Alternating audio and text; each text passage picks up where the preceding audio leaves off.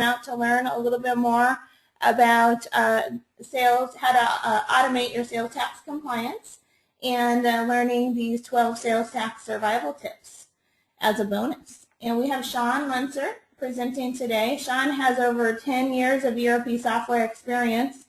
And thank you, Sean, so much. I'll go ahead and let you get started. Okay, thank you, Adrian. I appreciate everybody taking some time today to learn a bit more about sales tax. As Adrian mentioned, we'll be taking through 12 things that every business should know about sales tax. The presentation will last probably about 35 minutes, and then we'll go to questions and answers at that point. Obviously, if you have questions, you can ask. If you'd like to talk individually about your company, we're more than happy to talk to you about that individually also.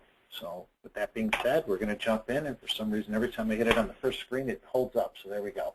Okay, what we're going to discuss today is kind of what's going on in the sales and use tax world, kind of where things are, where you expect them to go.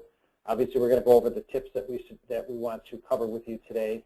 Also, we're going to talk about the elements of an end-to-end solution, which is what obviously Avalara has to offer. In more detail about what what our solutions can do around compliance, and then a special offer that we have in place for you attending today. Why this is so hard? It's hard because the government chooses to make it hard for some reason. Part of the reason is that there's so many different tax jurisdictions. There's about 11,000 tax jurisdictions around the country. There's tons of different rules and regulations that are built into the software. You've got issues with exempt products, exempt organizations. There's different tax holidays. And then there's thousands of changes each year. I want to say that there was roughly about 4,500 changes last year between tax laws and boundary changes. And with all the different tax jurisdictions, it makes it very difficult to keep up to date on all those. The information provided from the states is very hard to understand and interpret. One of the first projects that they had us do when I started with Avalara about a year ago was, pretend that you're a company based out of California with Nexus in Alabama, and you're selling software to a client in Alabama. Call and get the correct tax rate for that sale. And about 15 phone calls, and about 4 hours later, we hung up thinking we had the correct sales tax rate, and guess what? We didn't. So even when you try to do everything correct and do all your due diligence, you're still not sure if you're correct on the information that you have. Sourcing rules, defining which jurisdiction it goes into, where the sale is taking place, can be challenging also. What's going to trigger Nexus? Where do I have to file? Where don't I have to file? Is always a question that clients ask us. Can you help me understand where I'm required to file sales tax?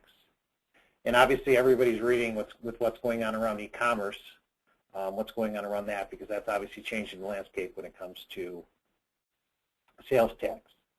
And these are all just things that involve U.S. sales tax. If you're dealing with sales tax outside the U.S. and Canada or other countries, it can even be more complicated to deal with. One of the major reasons why this is so complicated, as I mentioned earlier, is the 11,000 tax jurisdictions. This is a free website that we have set up. It's at avataxrates.com, so A-V-A-T-A-X rates, plural.com. It's an interactive map where you can go in and punch an address, and that'll tell you the tax jurisdiction that something's in. It's very important because states like Colorado, for example, has multiple tax jurisdictions. I want to say there's about 56 of them. And it can be a difference of 3 or 4% in what you're charging your clients in the sales tax. So if you don't get the jurisdiction assignment correct, you're going to be undercharging your client sales tax, which isn't going to make the government happy, or you're going to be overcharging your client sales tax, which isn't going to make them happy. So obviously assigning the tax jurisdiction is one of the most important parts of calculating sales tax. I think I'm probably one of the only people, other than people on the call from Avalara, that love sales tax because this is what we do for a living. But I've not talked to anybody that enjoys collecting sales tax or dealing with sales tax. Everybody I talk to just basically has the same response. It's a requirement. We have to do it. It's tedious, time-consuming, and taxing on our business. It costs us money, but provides no revenue, no resource. It's just a pass-through item at best. So what we try to do with that at Avalara is make it easier.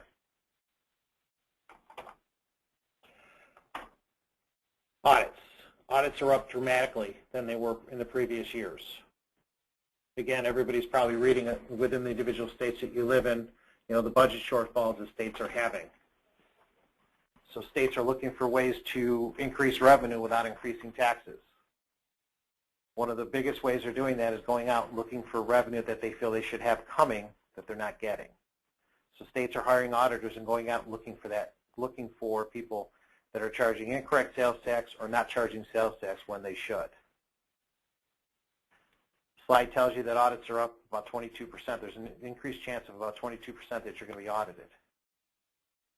A lot of companies have a misconception that if they do a lot of tax-exempt sales, they're probably not going to get audited. It's actually it's opposite of that, really, because if you do a lot of tax-exempt sales, that means you're not charging sales tax to particular clients.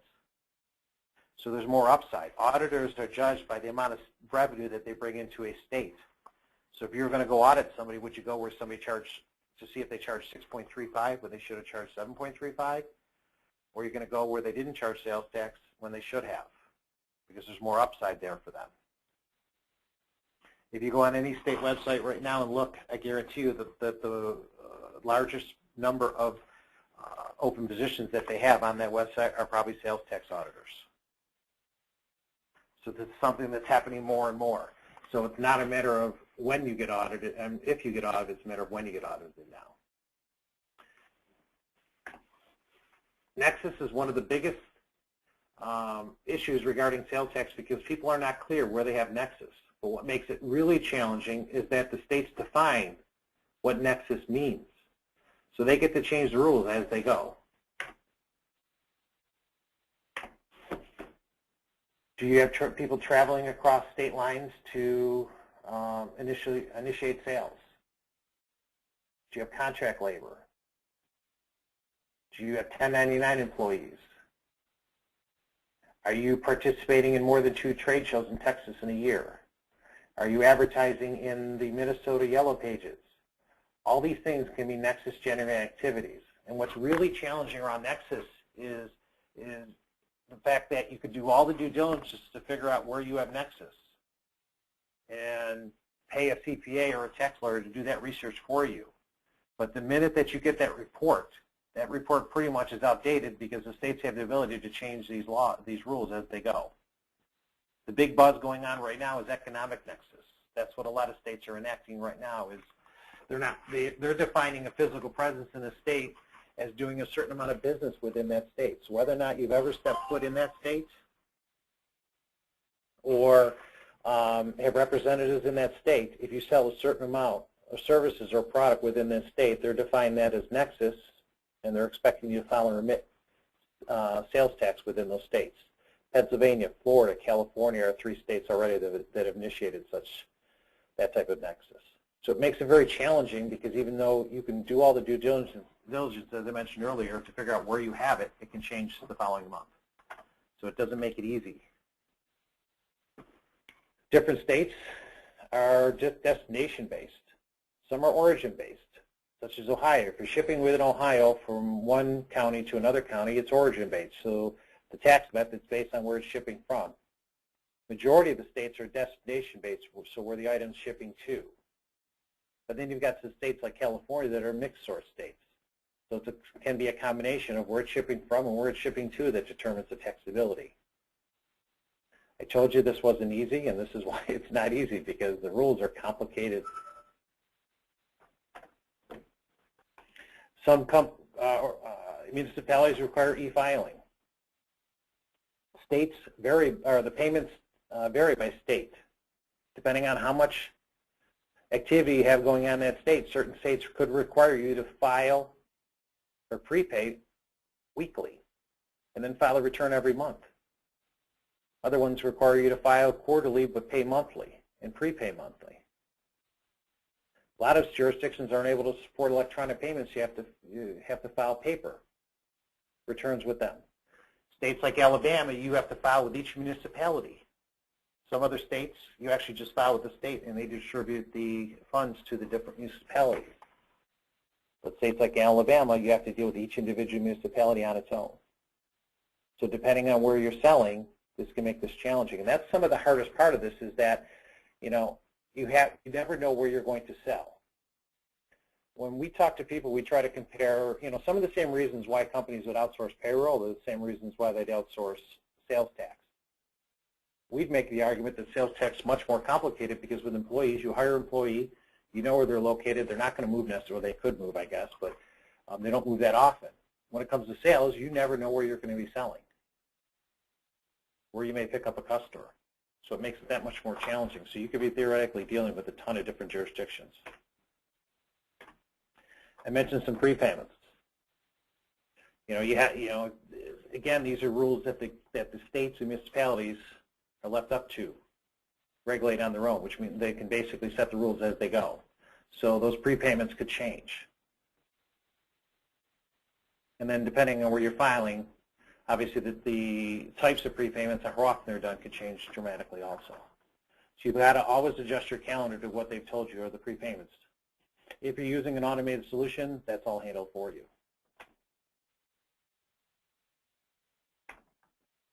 Obviously, reconciling your sales tax is very, very important. Understand, what are the amounts that you have, what are your total sales, subtract out, obviously, any credits that you might have. You have to reconcile and reclass any sales. Just reconciliation of sales tax can be challenging, but make sure that you're going through a process on a monthly basis. I talked to a client a couple weeks ago, and they reconcile it once a year. And it's really not the best situation to be doing it once a year. You really should be doing it on a monthly basis because the majority of the cases you're going to have to file on a monthly basis with the sales tax, or file your monthly sales tax. So you should be reconciling it before you do that filing each month. Just confirming that all the checks have been cashed. When you send the state the sales tax revenue, making sure that they actually cashed the check is important. If they didn't cash the check, there's a chance they didn't get it. It got lost. And as much as I'd like to say you can do this, you can't tell them the check was lost. I'd like to avoid the penalties. It's not an easy thing to do. So just as you send out those checks, you want to make sure that they've been cashed on a periodic basis. The frequencies, as I mentioned earlier, adjust. They will send out notices regarding those changes, but then it's a matter of making sure that you stay aware of those changes and get them onto a calendar.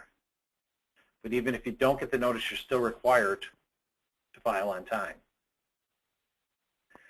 So the suggestion is to make sure that those notices are going to the same person within the organization and that you have some sort of filing calendar that you have internally that's tracking these different jurisdictions and when you're supposed to file with them and what the expectation is. One of the biggest challenges around sales tax is understanding how something is taxed. Is it taxable or not? A good example is here, a Midnight Milky Way candy bar and a Milky Way candy bar. I consider them both pieces of candy. These are the things you get at Halloween when you go out. But one state considers Milky Way Midnight Candy Bar food because it has flour in it, and a Milky Way candy bar is candy. So even understanding how it's taxed is challenging because different states look at different items differently. So New York considers it food, but New Jersey considers it candy, which makes a huge difference in the amount of tax that's charged on the item. So understanding the taxability of your items is very important. Probably the two most important items that you need to understand in order to manage sales tax correctly is Nexus, where you're required to file and remit sales tax, and what's the taxability of the items and products and services that you sell. If you do nothing else, those are the two most important items that you manage. Is it taxable or non-taxable in New York? Well, that depends if it comes with cream cheese and sliced or not. That determines whether it's not taxed or not. So it doesn't make it easy to do it, nor is it easy to do it in any type of system when it gets that complicated. You want to manage the exempt certificates.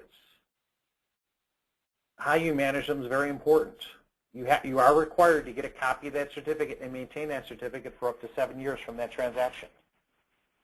I've talked to companies before that they collect the company name and the tax exempt number, but they don't get a copy of the certificate. You're required to have that certificate, and when the auditor shows up and they look for the certificate to go with that particular order, they're going to look for a copy of that. Certain certificates expire. Florida's, they expire every year. Other states expire them every 2 to 3 years. I want to say Colorado's in every 3 years. Pennsylvania's every 2 years, which means that you're required to get up-to-date tax exempt certificates from your clients within those time periods. If you're dealing with states that don't expire them at all, our recommendation is that every 3 to 4 years you get up-to-date tax-exempt information from your clients because their company's name changed, they have a new address. There's a lot of reasons why you'll need updated certificates. We've actually seen situations where a client's missing one certificate and received a $34,000 tax bill from the auditor because they were missing one certificate. Obviously, you have the ability to fight that should that happen, but fighting it, challenging it, dealing with it still takes time, money, and effort to do that. So the best situation is try to avoid it and make sure that you're collecting certificates for all your clients. In fact, even if you're within states that you don't have to file a remit in, we recommend that you collect the certificates within those states because you never know when your Nexus may change, and that way you have those tax-exempt certificates on file.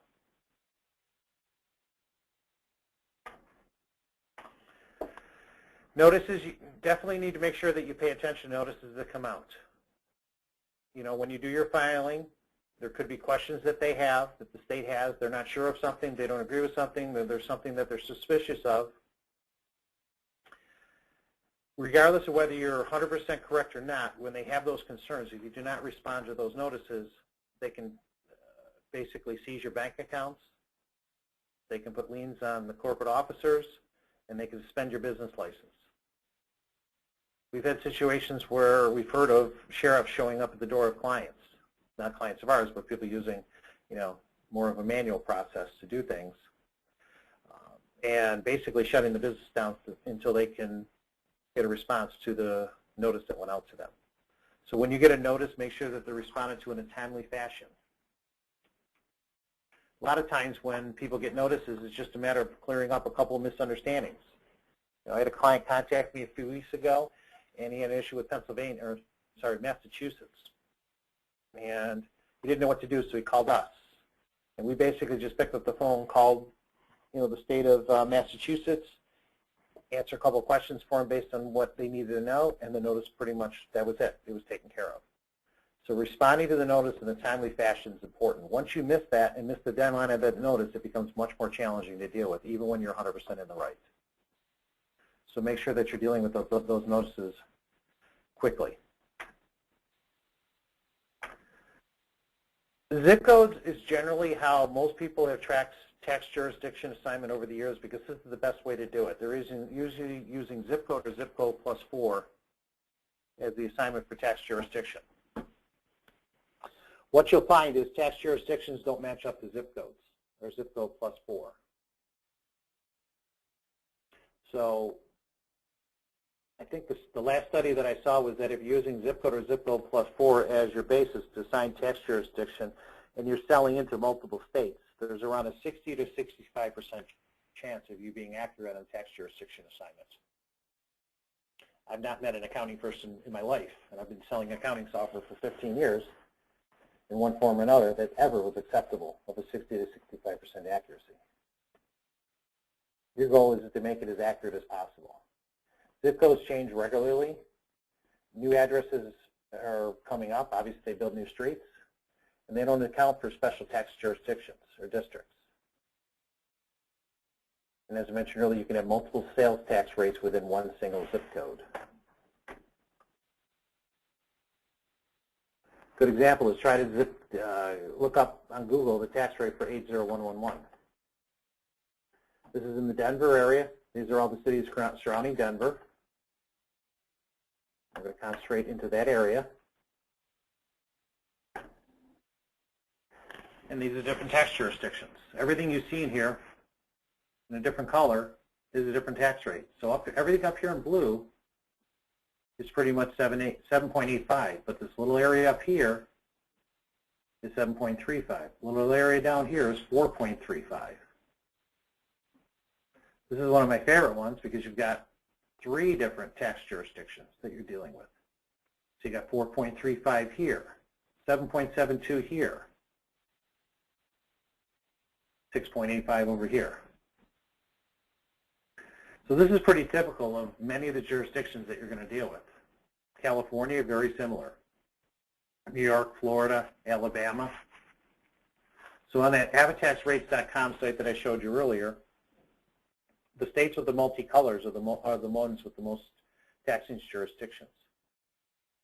So if your way of using or doing tax jurisdiction assignment today is zip code or zip code plus 4, depending on the jurisdiction that you're dealing with, it can be very inaccurate. There's a lot of different taxes that go in to make up that particular tax, overall tax. So in the 80111 zip code, these are the different jurisdictions that you're dealing with and the different tax rates. Seems like a lot of fun, doesn't it?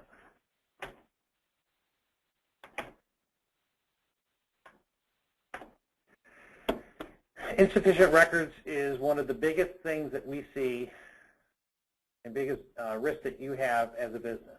Not having tax-exempt certificates, not having detailed information on the tax jurisdiction and in each transaction, making it easily accessible.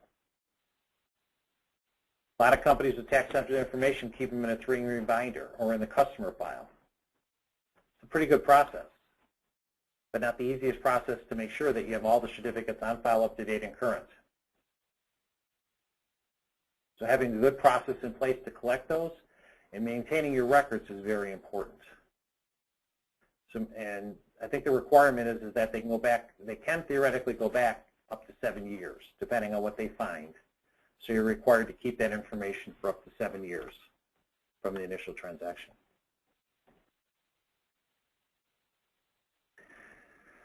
Automation can be very beneficial for organizations.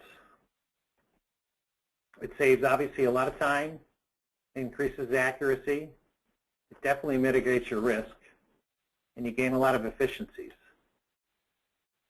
It can increase profitability, but I don't want to mislead you. It isn't always the case. A lot of times, people look at our software and look at its purchase, and when they look at the cost of buying the software and the cost of doing it today, they're pretty close.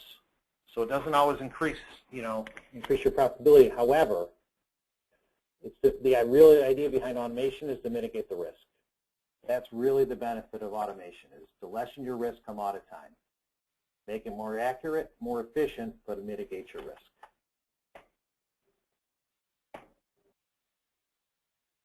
You've got a bunch of different options to choose from. Oops, I went one too many. Let me go back.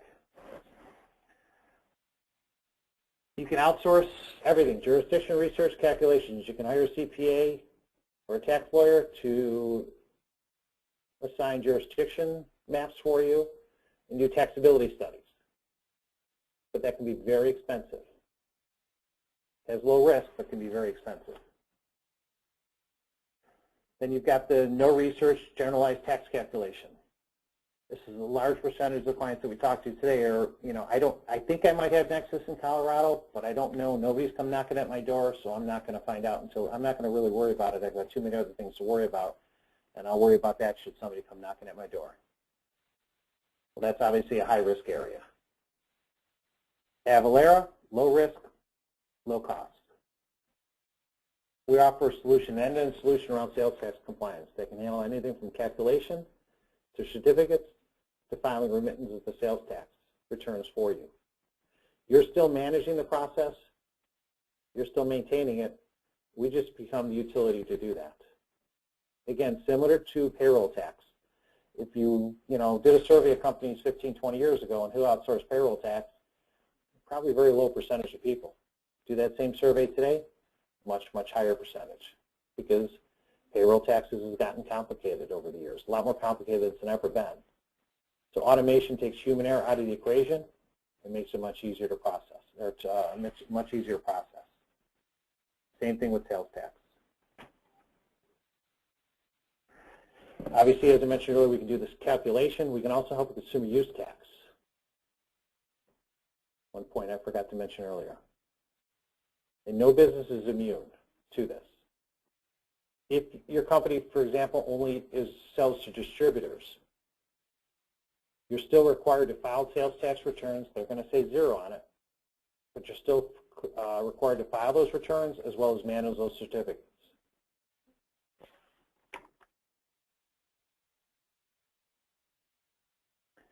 The idea behind our product strategy is really just, software as a service. We're a cloud-based program. We want to offer end-to-end compliance around sales tax reporting and collecting, and we feel we fit pretty much any type of company size. We've got customers using our software that do a couple hundred transactions a year, up to clients doing millions and millions of transactions a year. A lot of times when I talk to people, they feel, it's just not right. We're only in 2 states right now. It's not that complicated. That depends on the states that you're dealing with and what types of products and services that you sell. If nothing else, I would suggest it's at least worth looking into, having a conversation with somebody from Avalara about what we offer, what we do, and how the software works and how it could benefit your organization.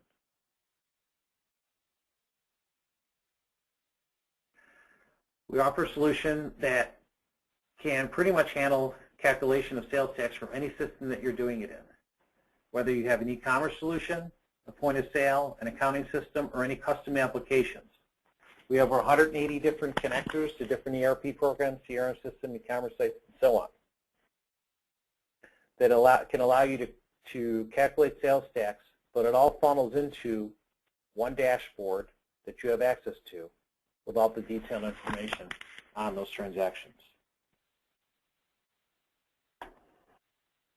From a calculation product standpoint, we do address validation, so when you go in and punch an address into the system to place an order, the first thing it's going to do is bounce that address off the U.S. Postal Database and verify the address is correct, reformat it if it's missing any information, and then make the tax jurisdiction assignments. And we take it down to the rooftop level. So we take that address and we turn it into a longitude and latitude. So we can differentiate between 2 buildings side by side next to each other that are in different tax jurisdictions. I challenge anybody to try to do that with zip codes or zip code +4 type system. We make a determination on the product taxability, continue on the sourcing rules, and then provide the reporting around that transaction. From a certificate standpoint, a request goes out through an email requesting a certificate. That email comes from you as whatever look and feel that you want to have to that email. The person clicks on a link in that email, answers a few questions, and then the system knows what form to pull up for the client for them. They can sign right online, hit submit, and you've got a copy of that certificate on file moving forward. And it's stored within our system. So every time that client orders moving forward, the system, not a person, the system goes in and makes sure that a certificate's on file, up to date, and current. And if it is, it allows the transaction to go through without tax. If it isn't, then it puts tax on that invoice until an updated certificate is supplied. There's no manual way to process that order or push that order through without sales tax, without getting the certificate up to date and current. And this is one of the things that auditors are going to be looking for, is to make sure that a human person is not making a determination whether the certificate's on file, that there's some sort of automated system. Traditionally, right now, you have to go into your ERP, mark the person as tax exempt, but there's no checks and balances to make sure that something's on file for them.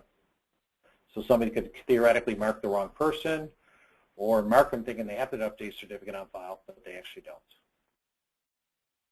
And then it allows you to manage the renewals. For states like Florida, where they do expire every year, you can do a couple clicks of a button, and the email goes out to everybody within Florida requesting updated tax exempt information. So if those expire on January 1st, in October you send an email out to everybody.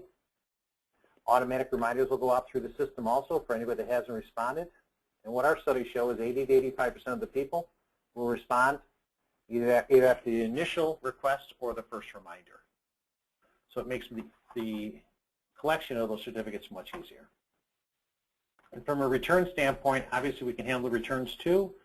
We provide the client with a liability worksheet. We prepare the returns. We take care of the filing. We actually take the liability. So as long as you approve the money and send us the funds by the 10th of the month, we can take on the liability of filing for you on time. And if something happens and we don't, we take the penalty and pay it for you. And then we archive the returns for you for up to 7 years, minimum. And any notices that you may receive, you load right onto the dashboard, and we'll manage the notices for you and keep you with what's going on. So again, the idea behind this is to offer you end-to-end compliance around the software, around sales tax, I should say.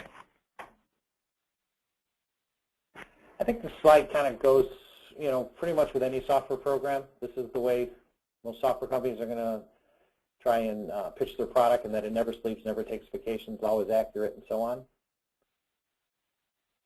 But this is ever more important when it comes to sales tax because the rules change so often and so frequently. We have 45 people who sit in Virginia, and their sole job is to stay up to date and current on tax law changes and boundary changes. So you never have to worry about another tax law change or a boundary change if you're using Avalara. We manage that all for you. We're taking about 130 people live every month. So we have a very good process for getting people up and running. And generally, it's going to be a simple implementation process. Depending on what product you're using and whether or not you have e-commerce sales or not, there's a lot of things that go into this. But a Sage 100 client, for example, average implementation time from start to finish, including training, is about 30 hours. Average Sage 500 clients, about 40 hours start to finish. So it's a relatively easy implementation process, and we have a staff whose sole job it is to get you up and running on the software. They hold your hand throughout the process. Within 24 hours of an order being placed, you're going to be contacted by your Go Live coordinator, and they're going to be setting up the schedule according to what your expectations are, when you want to be up and running, and what you've got to get done. And it's their job to manage that with you. You have access to our training and obviously support, and there's certain CPE credits that you get depending on the programs, the different trainings that you might attend.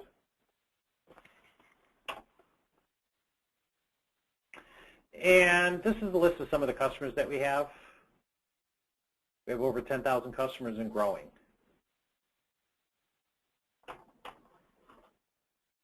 And some of the accreditations that we've gotten over the years. We've been around for about 9 years now, and we're growing rapidly, as I think a lot of people will attest to.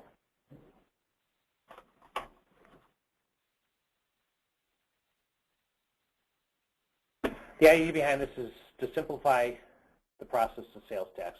We can't make it very simple, but we can automate the process for you as much as possible and make it easier, less taxing on your people, so they can get back to doing, the real core business of what your company does, not managing sales tax.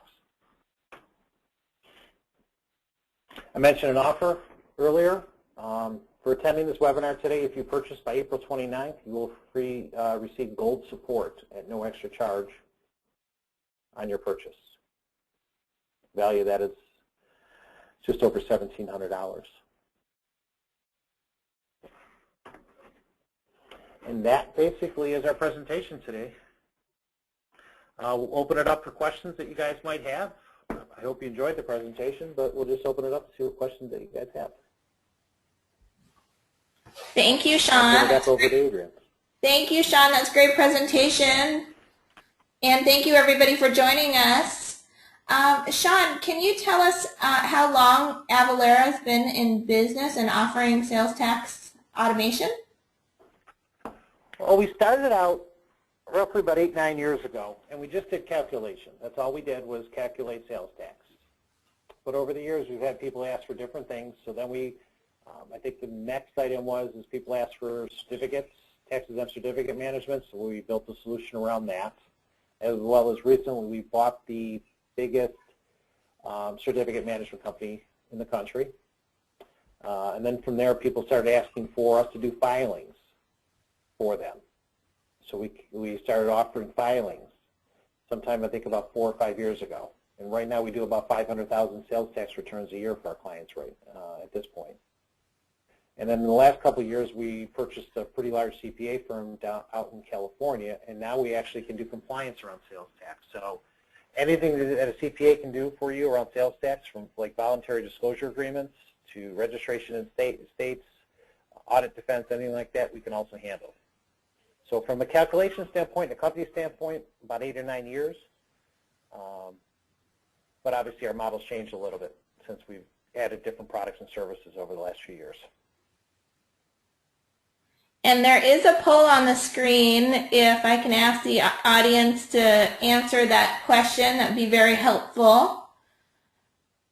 And Sean, can you tell us how many employees Avalara has grown to? That depends on the day of the week that you ask me that question, because we're growing rapidly. But I think we're about 400 employees right now. When I started, I want to say I was around, and I started a year ago, I want to say we were just under 300, and we've grown to about 400 since then. Congratulations. It's rapid growth, which is a good thing, I guess. All right, if we could take a few more moments to answer this poll, and I'm going to look and see if we have any more questions. I do have a question. I have a raise your hand, so I'm going to go ahead, David, and attempt to unmute your line and see if we can ask your question live. Hi, David. Thank you so much for your question. Yeah, thank you for taking it. This question is for Sean. We ran into an interesting problem with the state of Washington. While we did not figure we had Nexus there, we don't have an employee, any facilities there. The state of Washington, if you have revenue over like $2 million there, or if you ship over $2 million there, or if you even have a sales rep put a step into Washington, that is Nexus according to them. So even yeah, actually that's for most states. If you step into the state to sell or solicit business or service a customer that you sold business to, that's 100% of Nexus generated activity in 99.9% of the states. But as far as the business part of that, as far as $2 million in sales, that's where you're getting to the economic nexus also.